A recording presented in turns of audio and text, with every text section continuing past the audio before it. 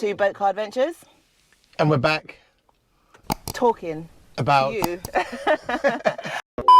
We're back talking to you about our experience that we had as a family on the Narrowboats. It was my first. Elaine sort of knew about it. What's this? What do you mean, what's this?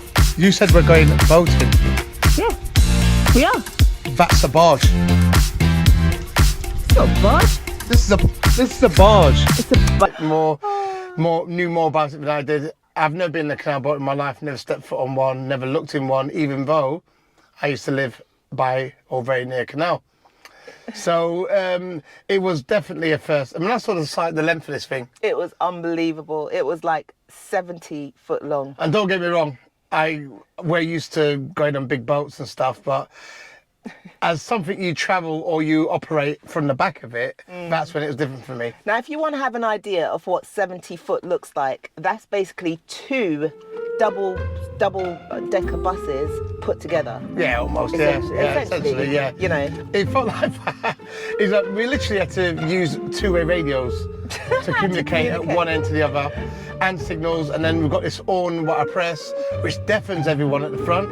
And then I know it works because they're shouting at me. Yeah. Saying I'm deafening them. Stop blowing the horn. Yeah, so it was an experience. Yeah.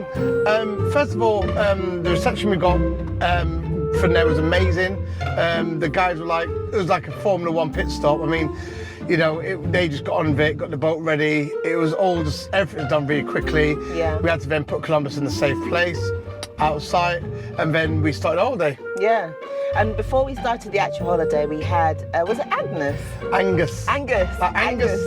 Angus, like an Angus burger. Yeah, and I think his roots may have come from Scotland, but he didn't speak Scottish at all. So he got us on the boat, and he pretty much showed Chris, who was the captain of the boat, the ups and downs and ins and outs of everything, and how to operate, you know, your inverter, the lights, the heating, and how to fill the boat up with water. And also, was it to empty the waste as well? Empty the waste, yeah. You just pull a plug and it goes in the canal. I'm sorry, you were offended. I was offended, and I have rights. No, I'm only joking, we're joking. Now, you have to go to a pump station. Yeah, which we didn't have to do. We didn't have to do. Normally, I think it does normally last 3 or 4 nights, and we spent time on and off the boat, so we didn't need to do it. And so Angus showed us around, so we was off, and we didn't go very far the first night. We literally stayed where we left us the night before, because it was getting late in the evening. We had to get some shopping. Yeah. And luckily enough, there was a shop just around the corner. I'll say a shop or store. It was about a quarter-mile walk, something like that. Yeah, it was. Down along the canal, and there's conveniently a shop there. So we went there and got some stuff. Yeah.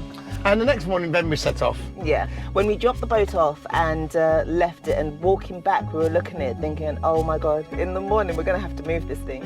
I just felt of all the boats I was going to run into, the bridges I was going to knock down. You can see the bridges exploding as I go through, you know. I just had a thought of us falling off, or someone falling off, probably me, off the boat. And I just thought of a disaster when I first got a boat. It was just like, I don't know, this boat was steel, and as you know, steel boats are not easy to stop. They take a long time. You have to go very, very slowly. And me, I like to go fast on the sea normally. So it was all an experience. It was great. So anyway, we set off, and it was really different. It took a little while to get used to. It wasn't that much. Yeah, it was more the length of the boat, wasn't it? You got to worry about, and also when you're handling of it, because everything happens very, very slowly. I mean, slow. I mean, you've got to plan everything ahead in your mind, and then you act on it. And if you see something happening or coming towards you, you think well ahead of, I'm going to slow down, when do I stop, where do you stop? Because the problem with the canal, I don't know if it's the time of year we went, but it was quite shallow most of the way. Yeah, it was. And we could literally see the bottom was inches. When the boat went past us, I can see that the propeller was inches away from the bottom. It was literally churning up the mud as it went. Yeah, so again, if a boat comes towards you, you've got to be careful not to go too near to the banks. You've got tree roots sticking out one side, then you've got the other side, which is fine, but there might be a boat there. And it's like, God forbid another boat comes down, oh my God, it was crazy. Anyway, that's another thing. You've got parts of it where it's so narrow, only one boat can fit down. Yeah. And that's fantastic, but unless it's for 400 or 500 meters and you cannot see where it goes around the bend. And the last thing you want to do is go down there halfway through, another boat comes in the middle. Yeah. And if you're by yourself, it's very difficult because you need someone to go ahead. Lucky enough, Elaine went ahead, and we had the trusted two-way radios. So this was when we got to Wells, right? Yeah. So we were on the way to Llangollen. Llangollen. A lot of people call it, say, Llangollen, but I think it is pronounced as Llangollen. So we were going from Ellesmere all the way to Llangollen, and this took us, I think, if you were to do it, you know, on like pretty much without stopping, you could essentially do it over one night, couldn't you? Yeah. Yeah. So, but we did it That over is three. Free. I mean, you wouldn't do it. It will be tiring. I don't know if I get to it in a minute, but you wouldn't do it in one night. Seriously, the next 3-4 days would be just resting. Yeah, totally. But one thing that we were really impressed with when we went into the boat was the layout and the comfort of it, right? Yeah, 2 bathrooms. It was really, it amazed me because it's only 6 foot wide. Yeah. And the boat was pristine condition. It was clean and it's ready to go. What was your best part about the boat inside? The best part about the boat? Yeah. Quite honestly, it's a strange one because a narrowboat's not really my thing, personally. And the best part of the boat, I actually don't know. The bed for me. Oh, the bed was very comfortable, but the only problem with the bed is at the back of the boat, and Yeah. it was, the bedrooms are great. Yeah, I don't know. I really can't say it was the And best the thing for me. bathrooms. Bathrooms are amazing. Fully, Yeah, they're amazing. fully Yeah. equipped. Yeah. Like it was as if you were walking into a property. You know, it wasn't no different. Really. I've got to understand. I've got no complaints about a canal boat. I've been on other river cruises. I've always found a negative. Yeah. But when you've got 6 foot of space, what can you do? 6 foot. I think it's amazing that they've engineered all of this stuff into a 6 foot wide space. Yeah. And it worked, and it was surprising. I thought I was a bit claustrophobic. First night. The Only first night. First night. Yeah. I was thinking I need to get out of this boat. I So need to Chris get. woke up in the night and was like, I need to get out. I was like, what do you mean you need to get out? I need to get out of this boat. It's too small. I said, no, come on, right. Let's just think about or talk about something and let's just try and get back to bed. And yeah, obviously I think in the end you did, didn't you? Yeah, I did. I mean, I got the first night was hard because I felt like, oh God, I can't stay in this any longer. I just felt like the walls were closing on me, and I'm just saying this not to put you off because it's just what it is. If you use the big spaces, I think the initial once you lock the doors and you're in the boat, that's when a sort of claustrophobic. I'm not claustrophobic, so I can travel in small things, but for some reason I felt like the walls just closed in on me at night, and it was weird because I've never experienced that before. Oh, I did actually once in an airplane because I sat right next to the window, squashed up, and I wanted to get off the plane. It wasn't like a fully opening window, and I think that was probably one of the problems. That was the one problem, but again, it's not a negative in terms of us engineering. It's just Chris. We just ignore him. After the first day, I was fine with it, and it was brilliant. I even said to Elaine, we'll do it again. Definitely. It's amazing. Yeah, definitely. So when you go on a boat, if you've never been in a canal boat before, you might experience a little bit of claustrophobia initially while you get used to that surroundings, because it is and I think another thing that doesn't help is that we've got 3 kids with us. Yeah. Where if it was just me and Elaine, we had all the boat and felt a bit, but literally after this first day, second day is brilliant, and we enjoyed it. Right, so the journey, obviously, what was your highlights, I guess, of the journey going down to Llangollen?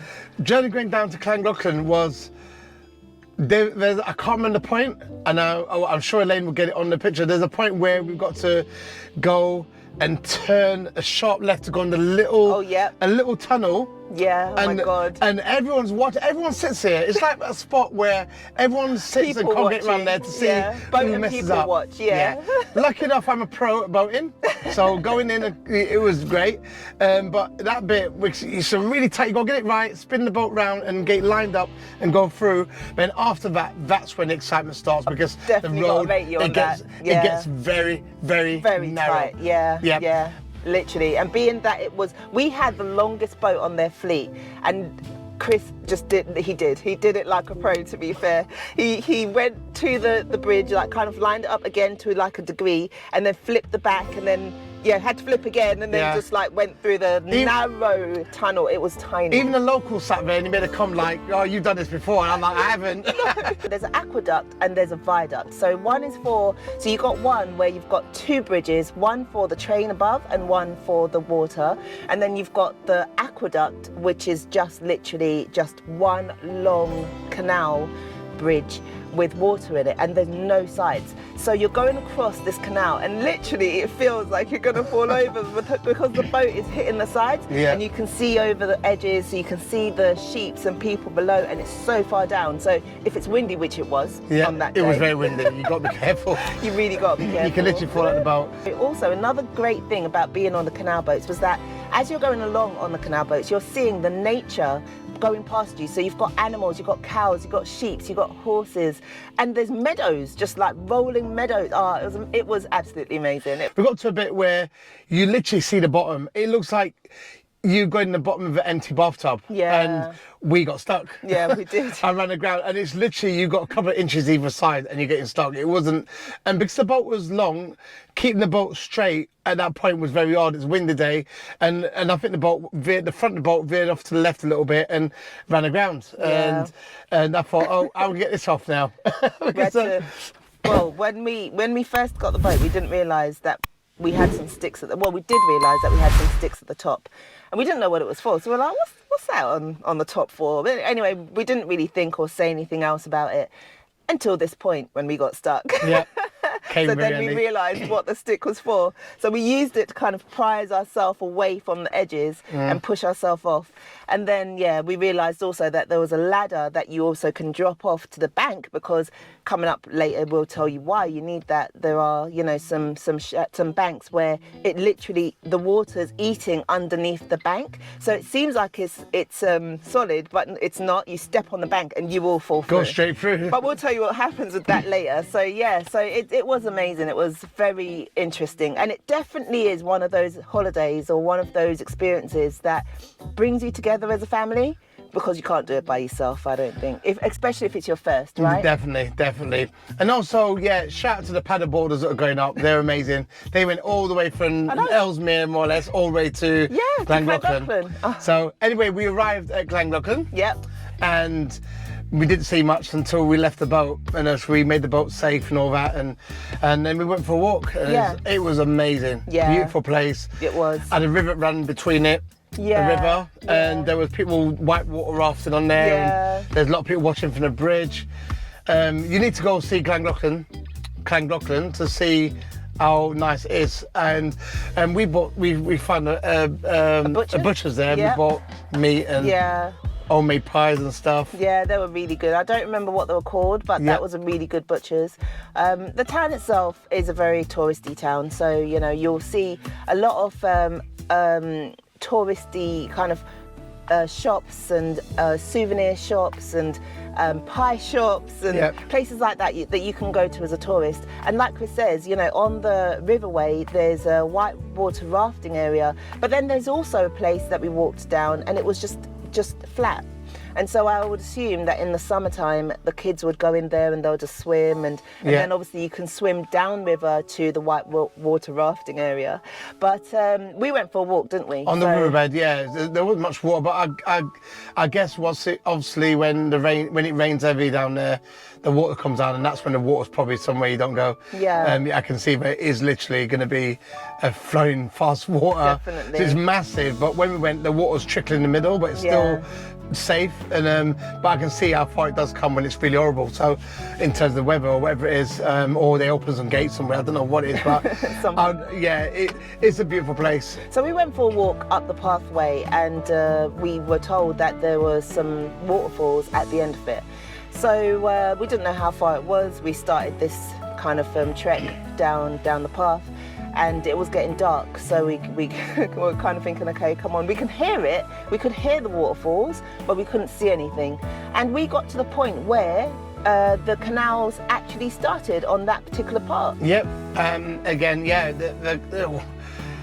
I've always wondered where canals start from. Whether it comes from the sea or does it come from the mountains, and obviously it comes from a flow of water from somewhere higher up than where the canal starts. Bear in mind, we've just been going across a bridge in the sky.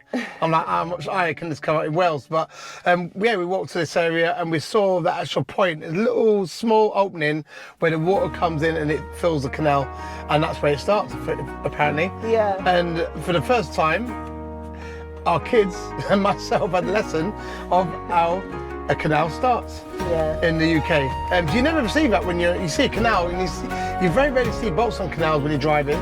No. But to actually go to the end of where it starts, or the start of where it starts, is like, that was amazing. Yeah, that was an eye-opener. That was eye-opener.